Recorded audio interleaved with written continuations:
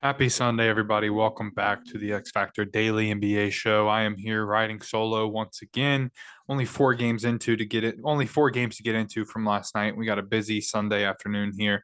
So we'll get right into it. But like always, don't forget to like, comment, subscribe, tell some friends. Let's get this X Factor Nation rolling. Let's try to get to 150 subscribers before the new year. We're at 132, I believe, last I looked. So not that hard of a job. Tell some friends. Let's get this thing rolling.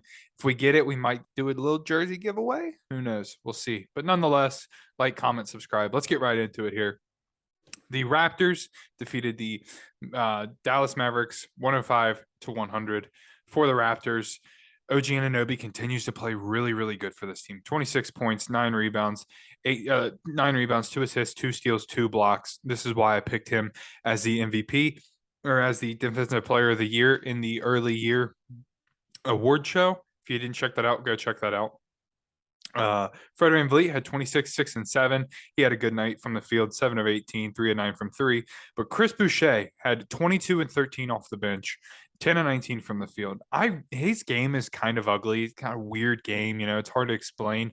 But nonetheless, a good game there from him. He provides really good minutes for this Raptors team.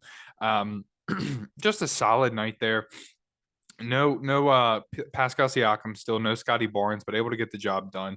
For this Mavericks team, if you saw our stuff before the season started, I had a lot of questions with them, and they still haven't answered anything from me. Luka had 24, 7 and 9, 8 of 15 from the field, 2 of 4 from 3. Spencer Dinwiddie with 15 and 7.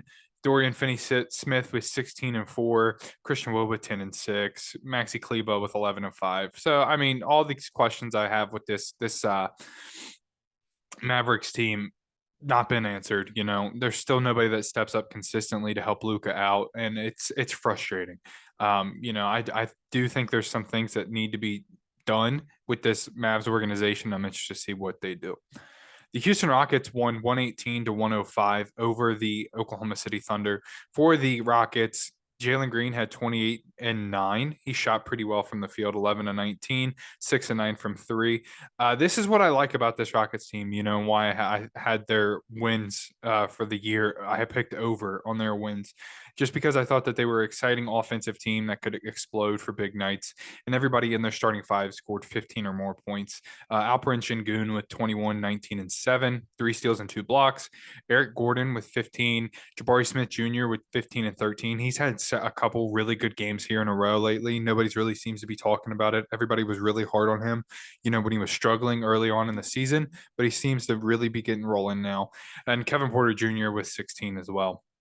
I saw a tweet that said Jalen Green was the next Michael Jordan. He's like a young Michael Jordan.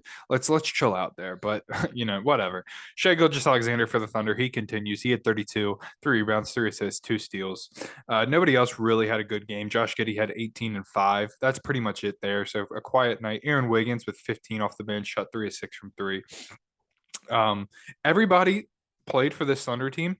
It's interesting. They really just like to get their guys in and out. They're starting to slide a little bbit. They're 8 and 12 now, but it's been fun, and Shai's always a fun watch nonetheless. The San Antonio Spurs lost to the Lakers 143 to 140 or to 138.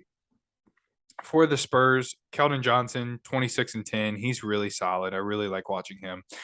Trey Jones had 23 and 13. Devin Vassell with 20, Doug McDermott with 15, Zach Collins with 12. He had, if you saw that clip of the foul on Russ, made Russ bleed. Things get chippy. I understand. I don't think there's really much more to look into it from there. LeBron for the Lakers had 39, 11, and 3. A good night for LeBron. I'll give him his credit there. Lonnie Walker with 19 just continues to be a solid like third option for this team in their starting lineup. Dennis Schroeder stepped into the starting lineup, had 21 and 6. Russell Westbrook with 11, 7 and 6 on 4 of 12 shooting, and Austin Reeves with 16. Wendy Gabriel with 15.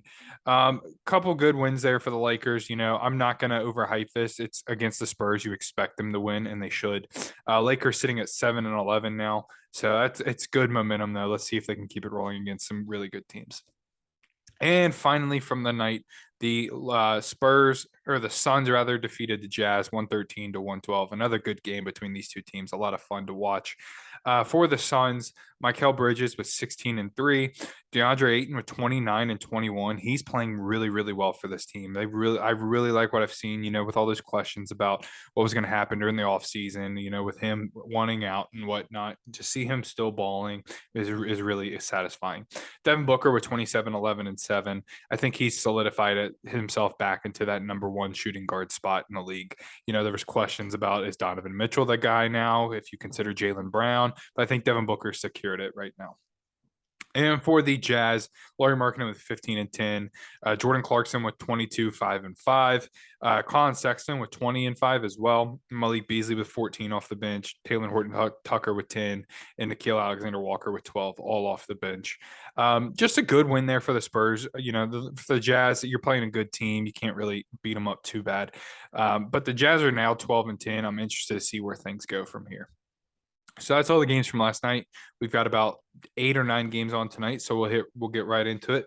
About 30 minutes from now, we have the Trailblazers taking on the Nets in Brooklyn. I'm going to go with the Trailblazers. I think these Trailblazers teams playing really, really well. Anthony Simons playing great. Jeremy Grant's playing really good.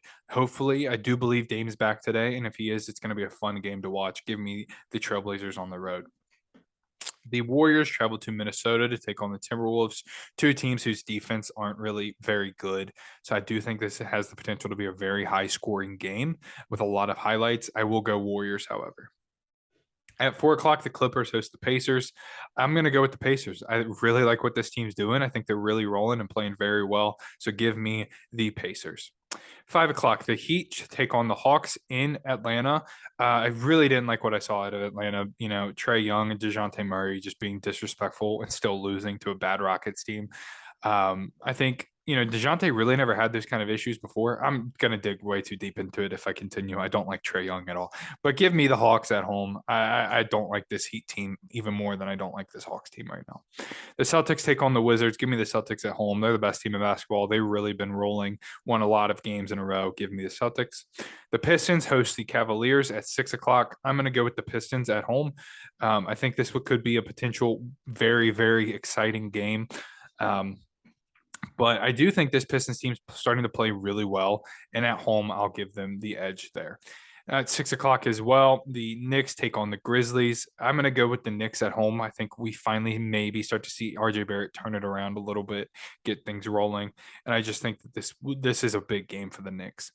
The Magic take on the 76ers in Orlando at 6 o'clock. I'm going to go with the 76ers.